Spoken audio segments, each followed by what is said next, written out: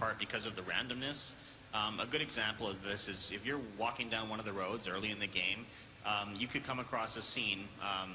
It's one that we showed in Crafting Sanctuary panel earlier, where a bunch of zombies come to the ground and you kill them. And it's a pretty cool fight, but it's going to take you probably less than a minute to do. That same scene could be a 20-minute dungeon, next time you roll it. So it's dramatically scalable according to the random elements you come across, let alone the playstyles. It's really hard to say. It depends what you roll. Thank you. So I'm curious if you considered any support for Grails. It was kind of popular in D2 to keep track of all the unique and set items that you personally found. So I'm hoping D3 will offer an automatic way to keep track of that sort of thing.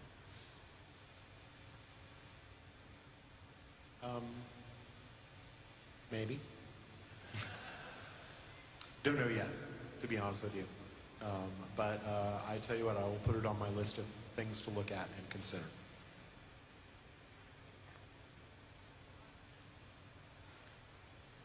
Hey guys, my question was about since PvE and PvP are so separate now, if there was going to be a way that since in PvE you would want a completely separate spec for killing monsters than you would in PvP, if those would be like maybe a function like dual spec or something like that. So we haven't decided about that yet, primarily because there's a lot of things that drove the desire for dual specking in World of Warcraft, which is, I believe, where the request comes from. And a lot of it was that there were a lot of different things that pulled a WoW character in a lot of different directions. Like, you had to have the perfect PvE spec if you were raiding. But if you also wanted to PvP, then you also had to have a different spec. For Diablo, a PvP spec is still a decent... It's almost always focused on damage, at least partially. And as a result of that, it's never a terrible PvE spec either. So the need to kind of manage multiple specs per character may not be necessary. I'm not saying that we wouldn't do it. I'm saying that we don't want to add it unless we need it, because we want to get it to you guys as quickly as possible. So we really analyze each feature to see if we actually do need it. And the other factor to consider there too is that Diablo characters tend to be more, I don't want to use that word, that's negative. Well, I'm going to use it anyway, disposable. You tend to make a lot more Diablo characters than you make WoW characters. So that's a question we have too, is do we need to have dual specs, or would people just build a PvP character and a PvE character? And we're not sure about that. So once we're sure, if we definitely see a need for dual specking, then we'll add it. Thank you. Hey guys, I just wanted to know if you guys were thinking anything about how to function with the world. I know you said that you didn't really have anything on the trade aspect, or how you were going to function with people dealing with each other, and that the trade chat was terrible or not awesome. Do you have any idea about players interacting with other players outside of the PvE experience, like actually going out and questing or anything of that nature? Yeah, we have a trade system in the game now. It's actually disabled on the floor, but and it allows for you to trade objects and I think money with other players if you want. So and it's basically just a typical, you put your stuff on one side, they put their stuff on the other, you both say okay, and it swaps the items. Of course, you can always just throw things on the ground.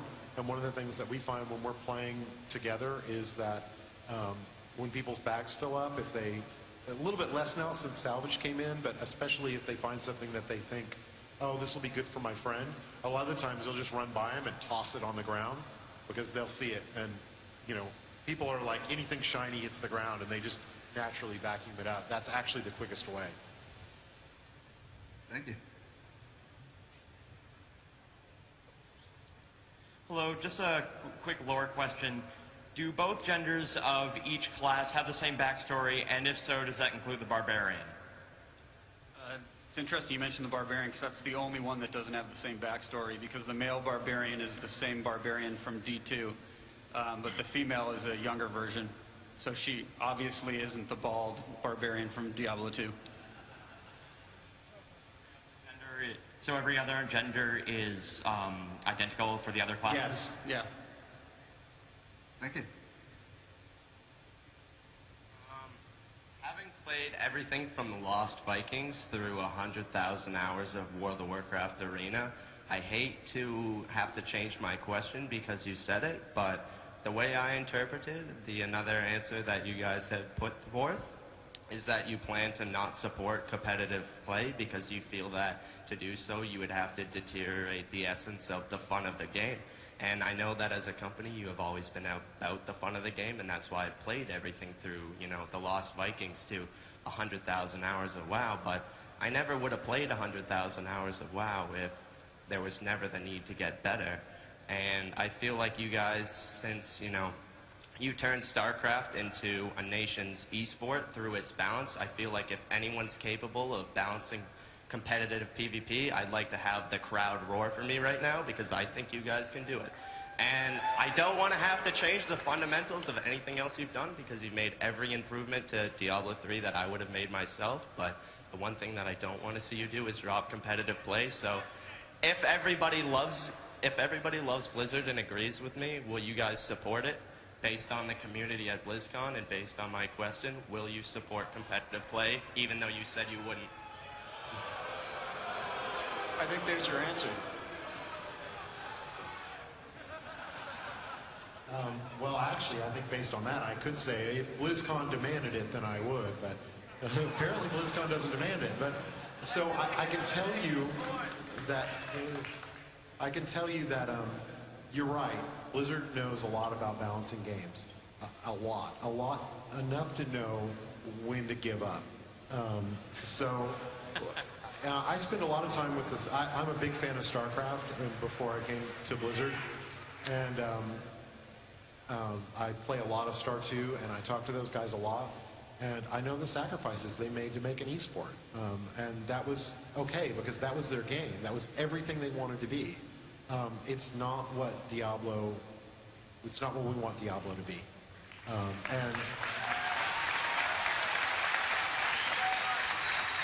So we're not, and what it comes down to is we're just not willing to give up what we want Diablo to be in order to make an esport. I'm still going to love it. Thank you. Thank you. Jay, turning the train wreck around there. As a good segue, I've got a question regarding the Battle.net 2 integration, which is obviously going to be a very important part of Diablo 3, like all Blizzard games before it. It's been a few months since we've had the launch of StarCraft 2, and I'm curious to know whether or not you guys have been paying attention to some of the hits and misses of Battle.net 2, specifically things like absence of chat channels, and probably more important for the foreigners watching the show, when you buy the game in a different country, can you play with anyone in the world, or are you sort of stuck in Southeast Asia or North America or Europe? Are you going to play with anyone?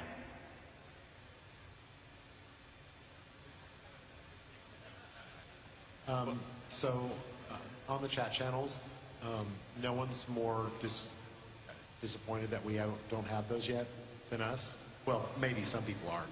Some people are pretty disappointed. We're working on getting chat channels in, and we'll get them in there as soon as we can. And any features like that we put into Battle.net for, say, StarCraft 2, we'll translate over to Diablo 3. On the different regions, I have to say that I'm somewhat undereducated on the subject, but as I have been, from what I understand, there's no plans right now to make the regions cross-communicate. Thank you. Thank you.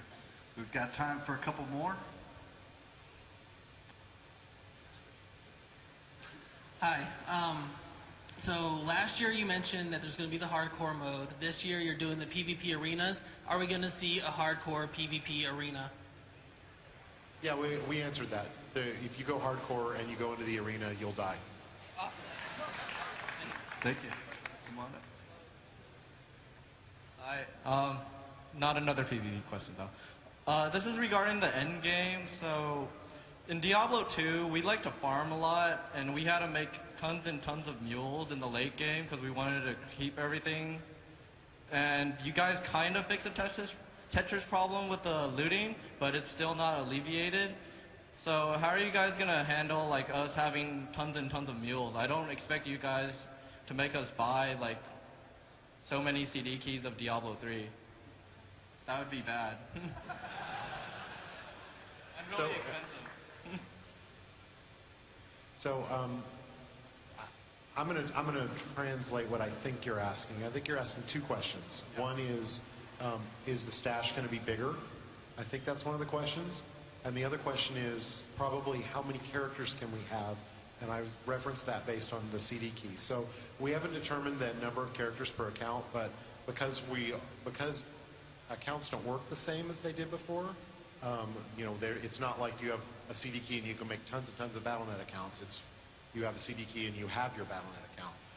The number of characters is going to be a lot higher.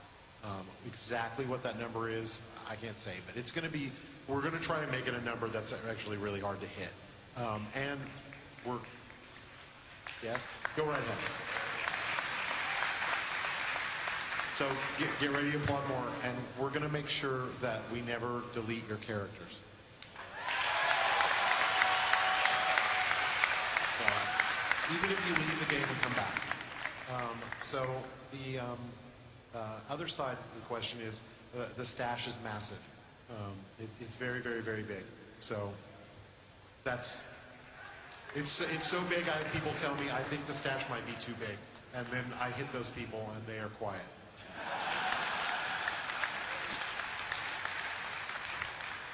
Thank you. I think we could squeeze in one more. Thank you very much. I just want to give a quick shout out to the raid group on Lightbringer, and my question has to do with the stash. Is there any plans on having this stash being able to be shared between characters so you can eliminate muling it completely?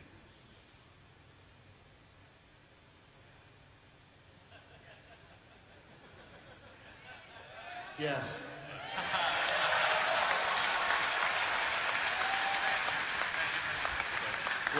Blizzcon exclusive, by the way. You know what? I think we'll squeeze in one more. Come on up. Yeah, I had a question about Diablo. I ran into a problem myself as far as you mentioned all the permutations of all the abilities and such. And if you spread your abilities too thin, you might be setting yourself up for failure. I didn't get to the end of Diablo 2 as far as max level, but I was curious if there's anything in Diablo 3 to assist the player in making decisions that you might currently, for some games, rely on intellectuals to have to make for you. Is there anything going to be able to help you say, well, you know what, you're at this difficulty, you're at the 19th level of hell or whatever, it's probably not a good idea to start picking up these new abilities, build up your current ones, that type. Yeah, okay, so there's a lot of improvements to being able to make builds, period. As in, it's easier to see your build, to understand your build, to build it without sacrificing any depth. So, number one, there's a lot of UI improvements that make it very easy to make the choices. The abilities are tiered, so you can have fewer, better choices at any given time. There's currently a spending limit at the beginning of the game for every skill. You spend 5 skill points into it, and over the course of the game, you can expand that. So to make a long story short, we're taking choices like that, and we're dragging them out a little bit longer, so you have fewer, better choices to make. When you're making, these builds or respecking or whatever, it's going to be a lot simpler for you to understand it. I'm not sure if I answered all of your question. Was there any part I missed? Just that I think some of the abilities later on didn't really scale. So if you put a whole bunch of points into them, when you got, I think it was, I played the Necromancer that summoned skeletons, I think.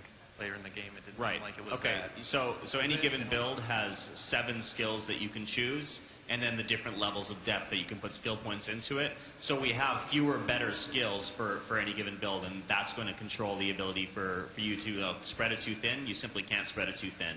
It's very hard to make a bad build with this new system, actually.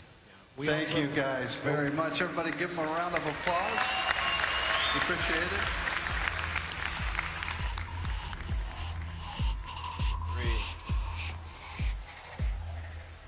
All right, that wraps up the Diablo 3 Open Q&A there with the team. And the fans here at Blizzcon are having fun on day 2. We're wrapping things up. We've only got about 3 hours left before the big closing ceremony. The fans are buying things at all the booths. There's the Razer booth with their mouse and their headsets.